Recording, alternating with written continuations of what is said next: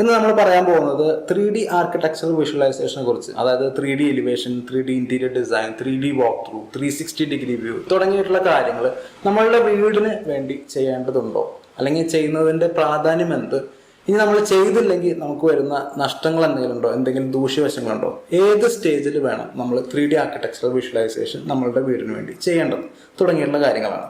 അപ്പോൾ ആദ്യം തന്നെ 3D എലിവേഷൻ എന്ന് പറഞ്ഞാൽ നമ്മളുടെ വീടിൻ്റെ ഒരു 3D രൂപത്തിലുള്ള ഒരു വിഷ്വലൈസേഷനെയാണ് നമ്മൾ 3D വിഷ്വലൈസേഷൻ, 3D എലിവേഷൻ എന്നൊക്കെ പറയുന്നത്. അപ്പോൾ അത് നമുക്ക് ഇന്റീരിയർ വിഷ്വലൈസേഷൻ ഉണ്ട്, എക്സ്റ്റീരിയർ വിഷ്വലൈസേഷൻ ഉണ്ട്. എക്സ്റ്റീരിയർ ആണ് കൂടുതൽ ആൾക്കാരും ചെയ്യുന്ന. ആ വീട് എങ്ങനെ ഇരിക്കും, പുറമെ നിന്ന് നോക്കിയാൽ ആ വീട് എങ്ങനെ ഇരിക്കും, അതുപോലെ നമ്മൾ അകത്ത് നിന്ന് നോക്കിയാൽ എങ്ങനെ ഇരിക്കും എന്നുള്ളതിനും ഒരുപാട് പ്രാധാന്യമുണ്ട്.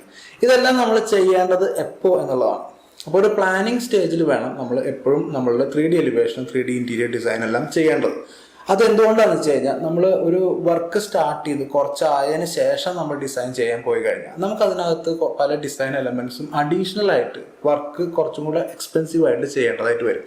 അപ്പോൾ നമ്മൾ എപ്പോഴും പ്ലാനിങ് സ്റ്റേജിൽ, അതായത് ഫ്ലോർ പ്ലാൻ വരച്ചു കഴിഞ്ഞാൽ അതിന് ശേഷം തന്നെ നമ്മൾ 3D എലിവേഷൻ, 3D ഇന്റീരിയർ ഡിസൈനൊക്കെ ചെയ്യാനായിട്ട് ശ്രദ്ധിക്കുക.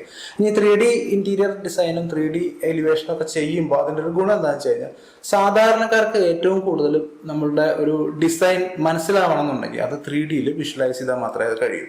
അല്ലെങ്കിൽ നമ്മൾ വീട് പണി കഴിഞ്ഞിട്ട് നമ്മളുടെ വീട് എങ്ങനെ ഇരിക്കുന്നു കാണുന്ന അതേ പ്രതീതിയിൽ നമുക്ക് 3D എലിവേഷൻ നമുക്ക് മനസ്സിലാക്കാനായിട്ട് സാധിക്കും. എപ്പോഴും സാധാരണക്കാർക്ക് മനസ്സിലായാൽ മാത്രമേ, അല്ലെങ്കിൽ വീട് പണിയുന്ന ആ ഓണർക്ക് മനസ്സിലായാൽ മാത്രമേ അത് നല്ല രീതിയിൽ പണി കഴിച്ച് നമുക്ക് കൊടുക്കാനായിട്ട് സാധിക്കുള്ളൂ, അല്ലെ? അപ്പൊ അതുകൊണ്ട് തന്നെ നല്ല രീതിയിലുള്ള ഒരു 3D എലിവേഷൻ നമ്മൾ ഫ്ലോർ പ്ലാൻ വരച്ചു കഴിഞ്ഞതിന് ശേഷം നമ്മൾ ചെയ്യേണ്ടത് വളരെ അത്യാവശ്യമാണ്.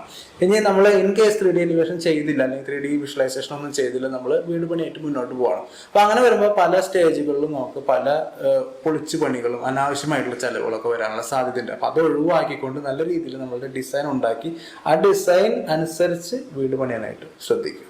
ഇനി നമ്മൾ 3D architectural visualisation, interior designing തുടങ്ങിയിട്ടുള്ള കാര്യങ്ങളൊക്കെ നമ്മൾ കോസ്റ്റ് നമ്മൾ നോക്കുകയാണെങ്കിൽ അത്യാവശ്യം കുറച്ച് എക്സ്പെൻസീവ് ഒക്കെയാണ്. കമ്പാരിറ്റീവ്ലി നമ്മളൊരു വീട് പണിയുമ്പോൾ നമുക്ക് വരുന്ന ഒരു ചിലവ് എന്ന് പറഞ്ഞു കഴിഞ്ഞാൽ അതിൻ്റെ ഒരു 1% 2% മാത്രമേ നമുക്ക് ഈ ഒരു ഡിസൈൻ ചെയ്യാനായിട്ട് വരുന്നുള്ളൂ. അപ്പോൾ അത് അത്യാവശ്യം നല്ല രീതിയിൽ തന്നെ ചെയ്യാൻ, നല്ല എക്സ്പീരിയൻസ്ഡ് ആയിട്ടുള്ള ആൾക്കാരെ കൊണ്ട് തന്നെ ചെയ്യിപ്പിക്കാനായിട്ട് ശ്രദ്ധിക്കുക.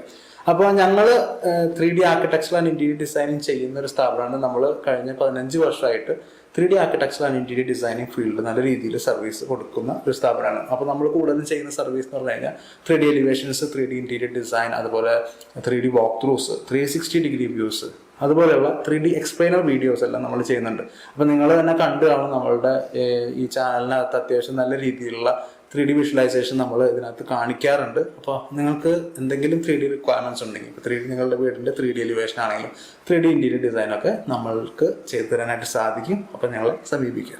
അപ്പം ഹാപ്പി ലിവിങ്.